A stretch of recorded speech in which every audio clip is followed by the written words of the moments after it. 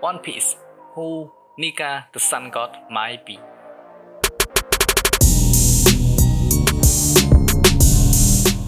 One Piece had long been full secret, but one of its most important was recently answered. Luffy is Joy Boy and his devil fruit isn't the Gomu Gomu no Mi, but the Hito no Mi Moro Nika. This isn't the first time fan has counted the Sun God's name, with who recounting part of the legend surrounding him during the fight with Jinbei. But who was Nika and where did he come from? Who was first to name this mysterious figure, telling Jinbei of his time as a prisoner of the world government after failing to protect the devil fruit that Shang stole? Another god would tell who stories of a warrior who fought for freedom of the slaves and set liberation of all oppressed people, particularly the fishermen. As a result of the story, who began to pray to Nika for his own freedom. After the god disappeared, he concluded that the world government was behind it because they wanted to stop the legend from spreading. He also believed that there must be a connection between the Sun Pirates, primarily made up of fishermen, and Nika, though this is yet to be confirmed. It remains unclear who Nika was originally, but the silhouette image had been shown. He has long, loose limbs, similarly to Luffy's, and a fire-like hair, sporting a huge smile. Why he was associated with the sun isn't known yet, but the real world sun deities often represent power and wealth, so the same could be applied in One Piece. The sun also the key to life, or can be seen as a shining beacon, so having a glory of liberation with it makes sense. One possibility is that he was a Lunarian.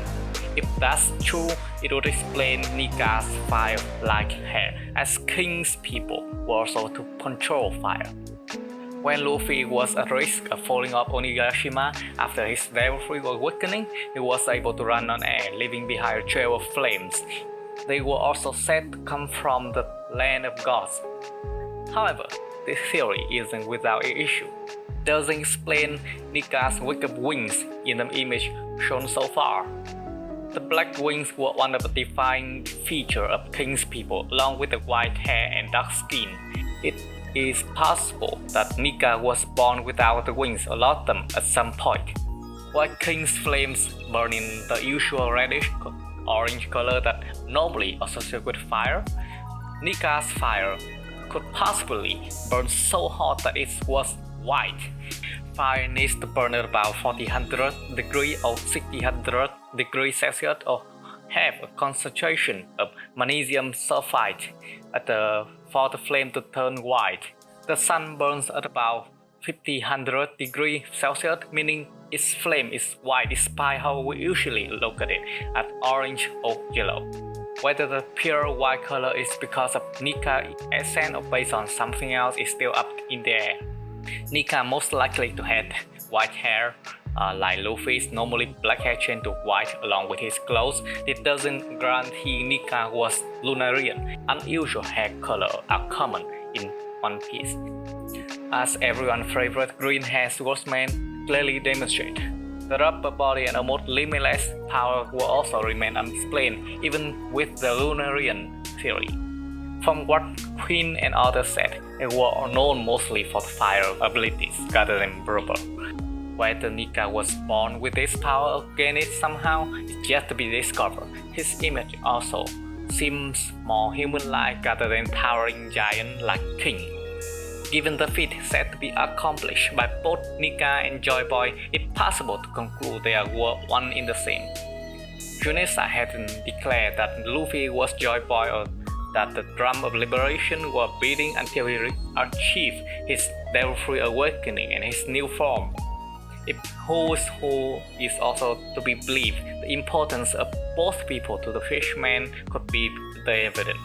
Something else in One Piece that points to this was that Joy Boy made his promise to raise Noir for the fisherman 900 years ago, but he wasn't able to. His apology letter wasn't written until 100 years later when the Kozuki family invaded the poneglyph. But if Nika was human, then this could be explained by the average human lifespan of 140 years. Given the information at hand, though, it's hard not to draw that conclusion. One other theory I have is that Nika might be the first Devil Fruit user. When Luffy awakened the fruit, Yunisha, the elephant, remarked how Luffy's presence reminded him of the Joy Boy, the mysterious figure from 800 years ago. This makes Joy Boy the only other known user of the Devil Fruit. We also know that he was an enemy of the world government, or whatever iteration it was at the time, given that they had attempted to erase his name from history. So could Joy Boy have been the legendary godson the slave would pray to? He was alive 800 years ago, and that was plenty of time for a story to become a legend.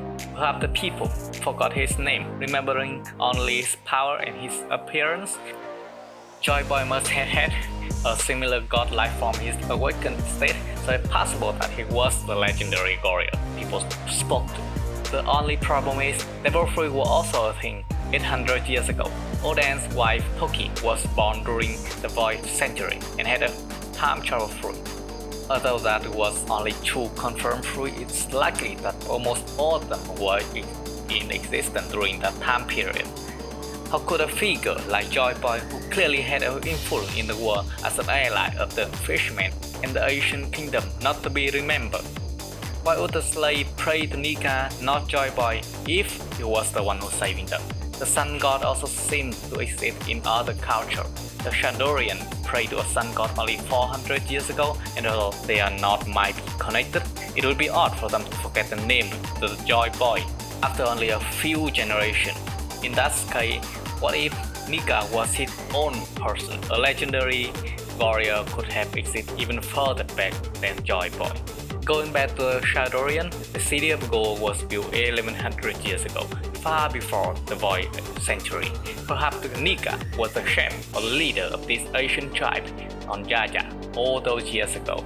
They could have eaten the first Devil Fruit, which is unnamed at the time, and gone on the journey, freeing slaves across the known world. They would have made him a legend in a time when there was no unified government. Not knowing what Devil Fruit was, the people would have thought him blessed by the gods. Later on, when he had started, people began to name Devil Fruit. It's possible that the tale of Nika was so prevalent that the fruit was named after him. At the beginning of One Piece, people of East Blue know very little of Devil Fruit because of why claim them, but they at least know what Devil Fruit is. Imagine how people back in the day would have thought of if a man made of rubber suddenly bouncing around their city.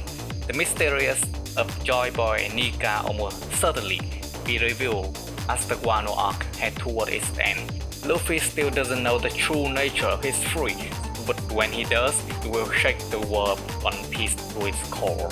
So what do you think who this sun god Nika might be? Let me know in the comment section.